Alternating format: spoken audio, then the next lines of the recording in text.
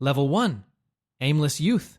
You wash cars for $7.25 an hour at a hand wash on South Flores with a garden hose and a bucket of turtle wax that's been watered down twice. And in 20 years, you'll be the Cartel Kingpin. You're 17. Broke. Dinner tonight is a gas station bean burrito you're eating over the sink like a raccoon and Doritos you stole from the break room fridge because your debit card got declined at a vending machine. Marcus rolls up in his Impala, Glock in his waistband. Makes you wash it twice, tips 0, then reaches into your back pocket and pulls out your abuelo's navaja. Holds it up like evidence. A knife. That's adorable. Drops it in the soap bucket and drives off. Your mother is walking home from the laundromat. She sees everything. Keeps walking. That's worse than Marcus. You fish the navaja out, bone handle stained gray. Your abuelo carried this across the Rio Fuerte in 1971. You dry it on your shirt. Fold it shut. 20 years from now, that blade will be sitting open on a table in a Culiacan warehouse with Marcus kneeling in front of it. The Glock won't be in the room. The knife will. But right now you're on the Corolla's hood, $47 to your name, soap drying white on your forearms. Level 2. Street dealer. A week after the car wash, a black Suburban parks at the end of your mother's street. Don Cuco owns the body shop on Alameda. Everybody on the block knows he fixes more than transmissions. He watched the scene at the car wash, not the humiliation. What came after? He watched you fish the navaja out of the soap, dry it, fold it, and walk away without a word. His nephew shows up at your door with a phone number and 4 words.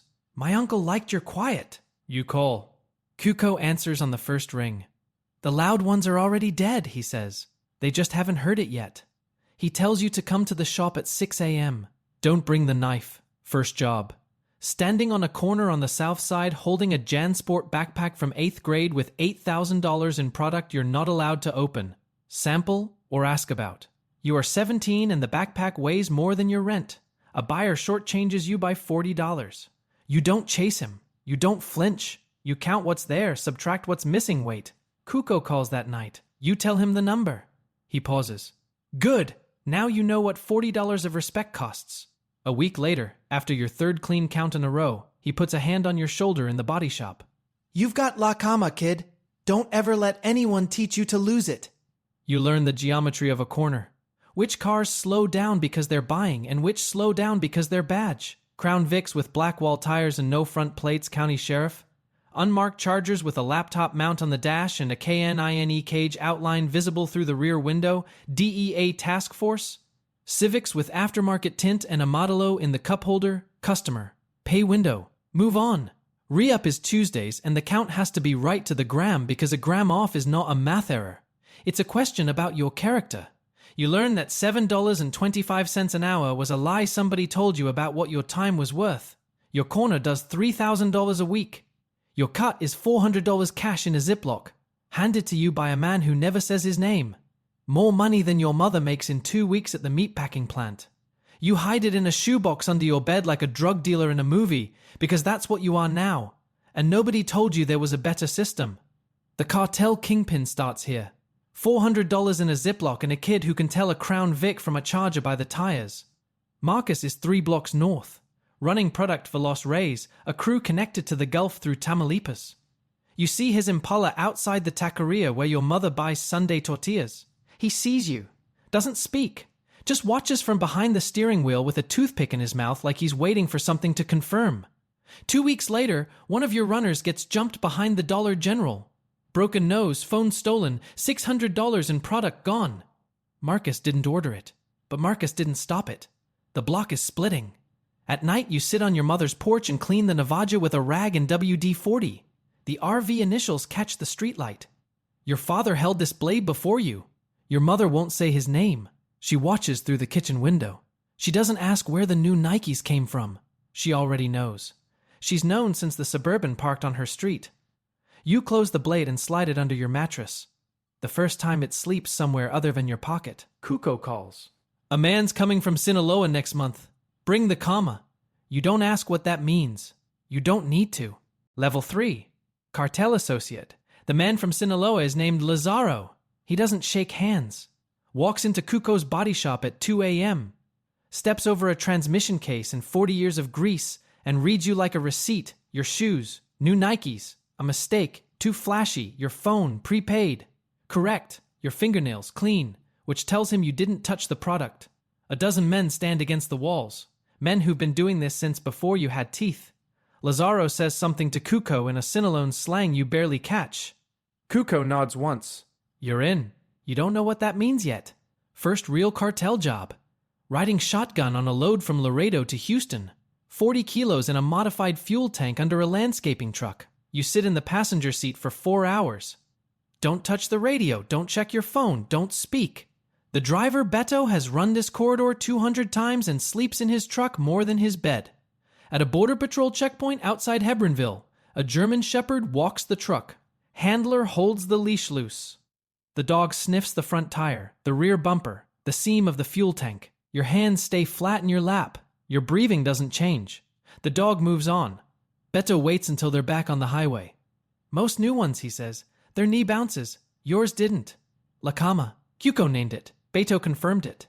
Now it's keeping you alive at 75 miles an hour on I-35 with 40 kilos underneath your seat. The cartel Kingpin won't remember the car wash. He'll remember this highway.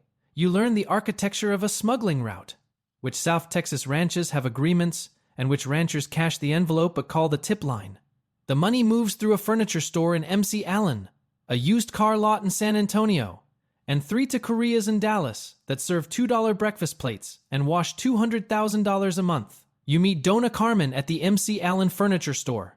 She's 53, reading glasses from Walgreens on a beaded chain, sensible flats, a purse the size of a grocery bag, looks like your high school librarian. She moves $2 million through 14 shell companies in the time it takes you to eat lunch. Tracks it all in a spiral notebook with a mechanical pencil. No computer. The FBI can subpoena a hard drive. They can't subpoena handwriting they'll never find. Guns make noise, she says, not looking up from the notebook. Money makes silence. Silence is what keeps you breathing. She hands you a ledger. Learn this. If you can count, you can survive. Marcus has moved up. Los Reyes' connection to their Gulf suppliers in Reynosa, the mirror of your Sinaloa pipeline. Word filters back. Marcus is asking about you. Not threatening. Asking. Your mother tells you Marcus's mother stopped speaking to her at Sunday Mass. Crossed to the other side of Our Lady of Guadalupe and didn't look back. 2 kids from the same block, same confirmation class, same PE period at Brackenridge, on opposite sides of a line somebody else drew on a map they'll never see. The split is biological now. It lives in the mothers. Cuco doesn't answer his phone on a Tuesday. Tuesday is re-up day. Cuco always answers on Tuesday. Wednesday morning they find him in the body shop, slumped over a transmission case. 2 rounds, close range, small caliber. Register untouched. You clean your prints from the shop that afternoon nobody asked you to. La Cama Didi. You take the Navaja from under the mattress and tape it inside the passenger door panel of your truck. Not your pocket anymore. Not your bed. Somewhere harder to find, 6 inches from your right hand on the highway. Donna Carmen calls that evening.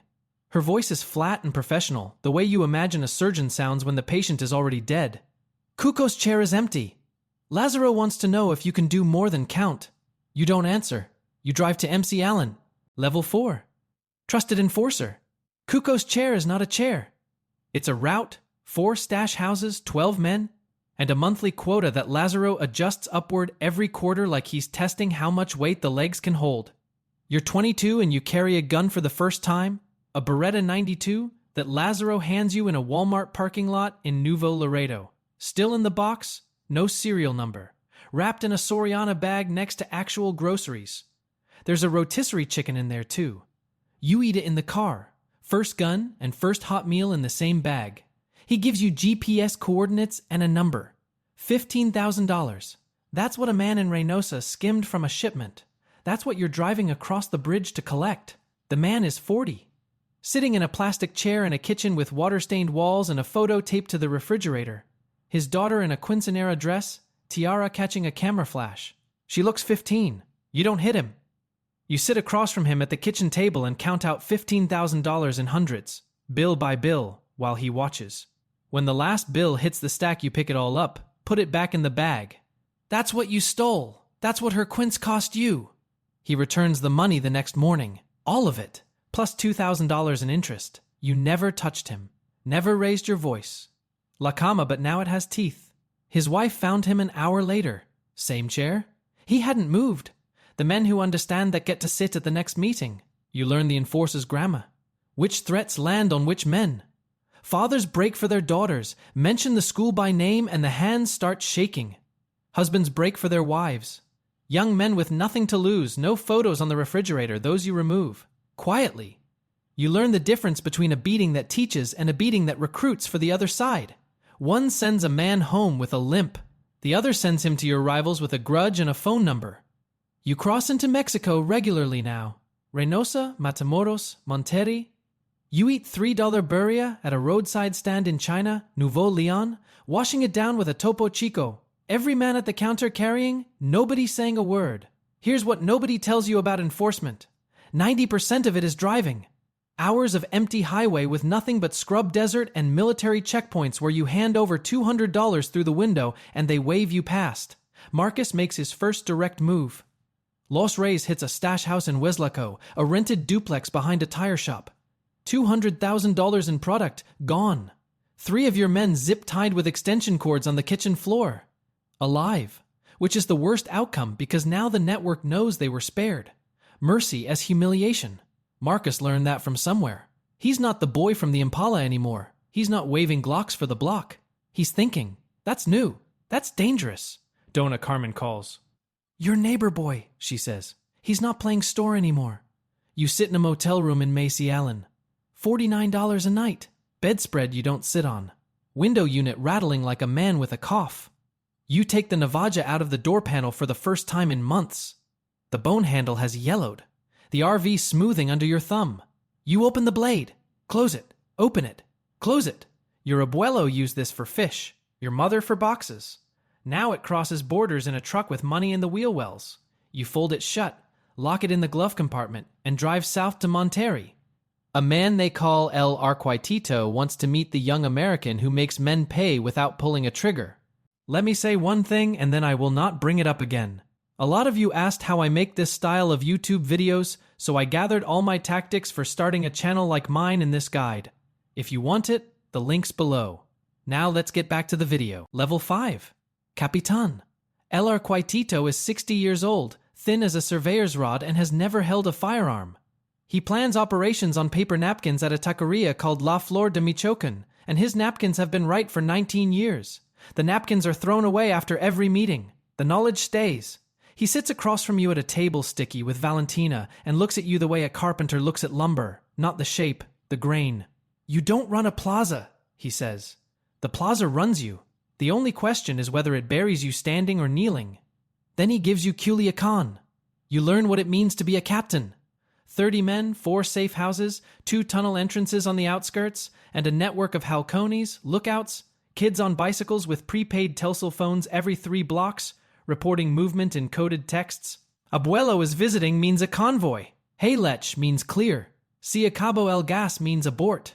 You manage $4 million in monthly throughput and your cut is $60,000 cash in a Nike shoebox, delivered every second Friday by a 14-year-old on a dirt bike who never makes eye contact. $60,000 and the kid treats it like a pizza delivery. Doesn't wait for a tip. Doesn't wait for anything. The money is exact every time. You never count it in front of the kid. That's not generosity. That's la cama. The politics are the real job. You answer to Lazaro, who answers to the plaza boss, who answers to El Patron. 3 layers. Every layer has a man who wants the chair above him. You learn to read a meeting the way Dona Carmen taught you to read a ledger, who sits closest to the boss, who's been moved to the end, who arrived in new Lucchese boots, who's wearing the same jacket for the 3rd month. Favor, warning, flush, desperate. You learn that the most dangerous man at any meeting is the quiet one. That's you. You walk into a room and every commander tracks you with their eyes. The one who used to nod just watches now. La Cama made you useful. La Cama made you a target. Same thing. Marcus has made Captain 2 for Los Reyes running Tijuana. Your supply routes cross in Sonora. A shipment through the Caborca corridor goes missing. $3 million. Gone like it was never loaded. No GPS ping, no Telcel trace, nothing. Your halcones spot Marcus's men driving trucks with Sinaloa plates, forged flag, deliberate provocation. He's timing strikes to your travel schedule. Hunting your pattern. Dona Carmen calls, her voice more distant each time, as if the phone line itself is stretching. He knows your rhythm, she says. Change everything. You change routes, timetables, drivers, vehicles. You hand Marcus exactly what he needed, proof you just received intelligence. The act of changing everything at once is a pattern, the only pattern that matters. Dona Carmen's phone disconnects on a Sunday. No goodbye, no forwarding. Rumors filter through the network. Guatemala, witness protection, a grave outside Mazatlan. Nobody looks. In this business, a disconnected number is a complete sentence. You take the Navaja from the glove compartment and lock it in the bottom drawer of your desk in the Culiacan safe house. The bone handle is dark now, the color of old coffee, smooth from years of your thumb tracing the RV. You think about your abuelo gutting fish on the banks of the Rio Fuerte. The distance between that river and this desk is 1 generation and 1,000 lives you'll never count. El Arquitito calls. The plaza boss is in a hospital in Guadalajara. Liver. Not a bullet, which is almost a joke in this industry. Someone has to run the state. He doesn't say your name. He doesn't need to. The napkin is already drawn. Level 6. Jefe de Plaza. The plaza boss dies on a Tuesday. Liver cancer, not a bullet, the kind of irony this business saves for careful men. You inherit the state of Sinaloa. 200 men, $30 million a month in revenue, a Colombian supplier named Velez. A political network that includes a governor's chief of staff and 2 federal judges.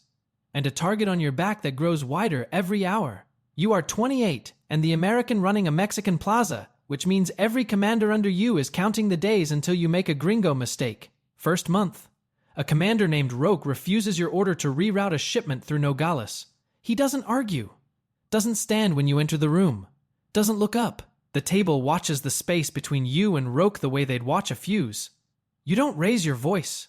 You sit next to him, not across, next to, and open your laptop. Satellite imagery. His mother's house in Badiraguato. His brother's ranch outside Las Mochis. His girlfriend's apartment in Mazatlan. Unit number. Car in the reserved space. You close the laptop. I'm not asking you to like me, Roque. I'm asking you to count. He reroutes the shipment that afternoon. La Cama. Not temperament anymore. Backed by coordinates. You learn what a plaza costs. Payroll. 200 men, Hal Cones, 4 lawyers, a PR consultant in Mexico City who manages your absence from the news. You have a PR consultant. You are a drug lord with a communication strategy. Somewhere a marketing major is using your case study in a presentation and doesn't know it. Bribes. $400,000 a month. Municipal police, state ministerials, a federal prosecutor, 2 judges. Military liaisons who accept envelopes at a Pemex station outside Culiacan at 5 a.m. Velez ships 2 tons a month through a fishing fleet. You negotiate 15% off by guaranteeing volume. The math is clean. The logistics are clean. The money is clean by the time it reaches the furniture store in MC Allen. The people inside the math are the problem. They always are. Marcus makes his biggest play. He flips Torres, a commander you trusted with tunnel schedules, and feeds your shipping windows to the Mexican Marines. 2 shipments intercepted at the tunnel entrance, the exact hour, Televisa crews rolling. Someone is feeding coordinates. El Arquitito sits across from you at La Flor de Michoacan and unfolds a napkin. On it 1 word, Torres. You set the trap. Feed Torres a fabricated schedule, a warehouse in Navalato, Tuesday at midnight. Marcus sends 20 men. They find a concrete room, folding table, a chair, a prepaid phone playing your voice on loop. Tell Marcus I said hi. 3 of Marcus's men arrested by federales you tipped through a lawyer in Hermosillo. Marcus loses Tijuana within a month. Demoted by Los Reyes to a stash house in Mexicali. The cartel Kingpin is 3 chairs away and doesn't know it yet. You fly to San Antonio for your mother's birthday. She's 58 and she stopped asking questions. You eat her pozole in the kitchen where you grew up. Through the window, the car wash on South Flores. The Navaja is locked in your desk in Culiacan, 1,200 miles south. First-time blade and body are in different countries. Your hand reaches for the truck door panel where the Navaja used to ride. Nothing. Fingers close on air. You check your phone instead. 3 WhatsApp messages from commanders. Your mother touches the watch on your wrist, a Breitling Navitimer, not the Casio she bought you for confirmation, and her fingers pause on the clasp. She doesn't say anything. Her fingers say it. That night, El Arquitecto calls. Lazaro was arrested by the DEA in a Tucson parking lot. The chair above you is empty. You look at the car wash through the kitchen window. You close the curtain. Level 7. Cartel lieutenant. Lazaro's arrest tears a hole in the architecture. The DEA got him on a sealed indictment in Arizona, conspiracy, racketeering, 14 counts. You step into the lieutenant's chair, second only to El Patron, all operations west of the Sierra Madre. You are 30, and you operate from a ranch outside Durango with a view of mountains the color of dried concrete. 40 armed men patrol the perimeter. A communications room runs encrypted phones on 72-hour rotations. You haven't touched a weapon in 2 years. Your weapon is the phone, the napkin, and La Cama. Longer range than any rifle on the property. Jalisco New Generation pushes into Sonora. El Patron gives the order. Hold the territory. You plan the counter from the ranch. Satellite maps, coordinates, timing windows. 3 teams. 60 men. A 4-hour window. Sonora holds. But a 19-year-old named Diego, one of your drivers, a kid from Navalato who signed on because the avocado harvest paid $12 a day, and your organization paid $800 a week. That's not recruitment. That's math. The avocado industry lost him before you found him, takes a round in a Hermosillo parking lot. He bleeds out between a Pemex pump and a rack of Sabritas chips. The report arrives by text. Diego, Hermosillo, acabado. You didn't pull the trigger. You drew the route he died on. The math is clear. The math is the problem. The math is the whole problem. The big move. Fentanyl pipeline from Culiacan to San Diego. Precursors from China ordered through Alibaba with shipping labels that say industrial cleaner. Pressed in a lab outside El Dorado, moved through Velez's fishing fleet to a landing south of Ensenada. Driven across by women in Honda Odysseys with California plates and Graco car seats in the back. $50 million in product over 14 months. Revenue. $200 million. You spend 3 weeks planning logistics on napkins with El Arquitito. And the napkins are right the way they've always been right. No interdictions, no arrests, no shots, 8 figures. El Patron calls you El Americano like it's a title, not a nationality. La Cama at industrial scale. The quiet boy from the car wash running a $200 million supply chain, and the only sound he makes is the scratch of a pencil on a napkin. Marcus has rebuilt. Los Reyes collapsed in Baja, but Marcus didn't collapse with them. Freelance now, selling intelligence to the highest bidder from a laptop in rented apartments. He contacts Jalisco and gives them your name, not El Americano. Your birth certificate name, your mother's address in San Antonio, your social security number, your yearbook photo from Brackenridge. The DEA opens a file. A grand jury in San Diego returns a sealed indictment. El Arquitito finds out through a contact in the U.S. Attorney's Office. Calls from Ley Flor de Michoacan for the last time. Your name is on paper now, American paper. Everything after this is borrowed time. 2 weeks later, El Arquitito died in his car outside the taqueria. Usual spot. Heart attack. You don't believe it. You don't have the luxury of belief. You send a man to retrieve the Navaja. It arrives in a padded FedEx envelope. You hold it under the Durango sky. Bone handle almost black now, smooth as obsidian, the RV worn to ghosts you can feel but barely see. Your abuelo gutted fish and crossed a river and raised a daughter who raised a son who owns a mountain.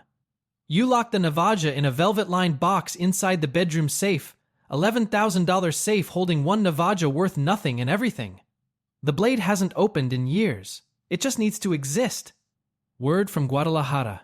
El Patron missed 2 meetings this month. His doctors drive new cars. The commanders are counting chairs. You pick up the encrypted phone.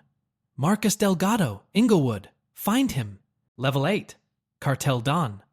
El Patron is 71, and the doctors in Guadalajara have given him a number he doesn't share. He calls you to his compound in the mountains above Culiacan, a place with no address, only coordinates and a private road watched by men with Barrett 50 calibers who've been on that road so long they've named the trees. He sits across from you at a stone table, pours 2 glasses of Buchanan's, and slides a satellite phone across the surface. 1 phone, 1 number. The Colombian pipeline, the political contacts, the military arrangements, the financial architecture. I'm going to Guadalajara, he says. The doctors. The rest is yours. You're 37. The rest is everything. Your people find Marcus in Los Angeles. 1 bedroom in Inglewood. $1,400 a month. Blinds always drawn. Selling intelligence to anyone buying. Jalisco, DEA. A ProPublica journalist, a podcaster. Burned every alliance. You don't send men to his door. You send his own data back to his clients. Every piece of intelligence Marcus sold in 3 years, leaked with his name and location to every faction he touched. Within a month, Marcus is a dead man with a heartbeat. Jalisco finds him first, warehouse outside Culiacan. You're not in the warehouse. You're not in the country, but the Navaja is. You sent it ahead in its velvet box with one instruction. Place it on the table. Open. The last thing Marcus Delgado sees before the hood drops is a bone-handled Navaja with the initials RV laid on a folding table under a fluorescent tube. A knife, not a Glock, not adorable. The soap bucket kid arranged the room from 2,000 miles away. 20 years. $47 was never the whole story. Marcus is dead. The wound is closed. Soap bucket, Glock, taillights, all answered. But your mother calls from San Antonio and her voice has a texture you've never heard, like cloth tearing slowly. She doesn't know about Marcus. She knows about you. Not the specifics, the shape. Mijo, she says, you sound like your father before he left. Your father. The man who walked out when you were 6. The man whose name she removed from the house like a stain. You understand now that he did some version of this. 1 generation earlier. Different state. Different patron. The cycle isn't beginning. It never stopped. The Navaja was your abuelos. Your father held it too. The initials were never yours. You restructure everything. Decentralize across 6 Mexican states and 4 American cities. Legitimate fronts. Avocado exports in Uruapan, lithium mining in Sonora. A construction firm in Culiacan winning government bids. $500 million a year through companies that file quarterly taxes and sponsor youth baseball teams. You buy your mother a new kitchen, Viking range, quartz countertops, $12,000 stove. She cooks pozole on it the same way she cooked it on the $200 stove that came with the apartment. Same recipe, same bowl. Doesn't taste the difference. $12,000 to learn that your mother's puzzle was never about the stove.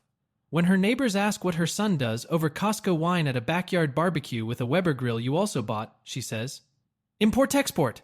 She laughs when she says it. You don't. You retrieve the Navaja from the warehouse. It smells like solvent and concrete dust. You wash it in the bathroom sink at the ranch, warm water over the blade the way you washed it after the soap bucket. Same motion, same hands, 20 years. You dry it on your shirt. Set it in a glass display case on your desk. Open. Blade catching the overhead light. No longer hidden. Displayed. It was never about the blade. It was about you. You sit at the desk and think. What does a man do when the war is over and La Cama is all that's left? You think about the river. About fish. About closing the blade for good. Level 9. Cartel Kingpin. 20 years. You're 57. The DEA has your photo in a file cabinet in San Diego. The yearbook Marcus sold them, and it's irrelevant. Indictments expired. New ones drafted and expired. You're the ghost they couldn't catch.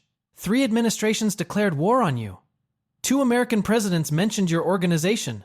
None of it touched you. La Cama. 4 decades. At the cost of everything. Your mother is dead. Carmen is dead or gone. Cuco, El Arquitito, Diego, Marcus, your father. All gone. The mountain is empty. The phone still rings. You buy a ranch in the Sierra Madre foothills outside El Fuerte. Your abuelos river. Stone walls, cattle. A porch facing east so you can drink coffee and watch the sun hit the water the way he must have. You tell the new commanders, I'm stepping back. You're not handing them an organization. You're handing them the machine that ate your life and calling it inheritance. You fish. Sit on the porch. Try to feel something that isn't calculation. You count the birds on the river because you can't stop counting. La Cama isn't something you carry anymore. It's something you are. Whatever was underneath you can't remember. A boy at your gate. 17. Fired from a car wash in El Fuerte. Broke. Angry. Cheap folding knife in his back pocket. Wood handle, no initials, gas station blade. La Cama reads him in 3 seconds. Hungry, humiliated, capable. 1 phone call from becoming the next version of you. You don't hire him. You give him $500 and tell him to go home. He stares at the bills the way you stared at the $47 in damp singles. That car wash was never going to make you anything, you say. In Cuco's mouth, those words were a door opening. In yours, they taste like recruitment. He walks away counting the bills, knife handle visible above his back pocket. Doesn't say thank you. Looks at $500 the way you'd look at a coupon. Says, that's it? Same words you would have said. Same tone. Same disrespect for money that isn't enough to change anything. You close the gate. 3 months later, 4 a.m., a truck on the ranch road. Young men, 22, 23, AR-15s with Supreme stickers and Instagram handles on the stocks. No memory of the rules you lived by. They don't know La Cama. They know retired legends are worth more as headlines than as neighbors. You hear them. Count. 4 men, 2 trucks, 6 rifles. The count is automatic. It was always automatic. You sit on the porch and don't reach for the gun taped under the table. You reach for the Navaja. Hold it closed. Bone handle smooth and black from 40 years of grip. The river sounds the way it sounded when your abuelo fished it. Your hands don't shake. Your breathing doesn't change. La Cama. One last time. Not because you're brave. Because it's the only thing you ever learned to be. Next morning, the kid from El Forte walks to the open gate. Display case smashed. Navaja on the floor. He picks it up. Closes it. Feels the RV under his thumb. Puts it in his back pocket. Same pocket. Same position. His phone buzzes. A number he doesn't recognize. I heard you're looking for work. The comm is the read. The comm is the hook. The comm is the trap. If you like this story, like and subscribe for more.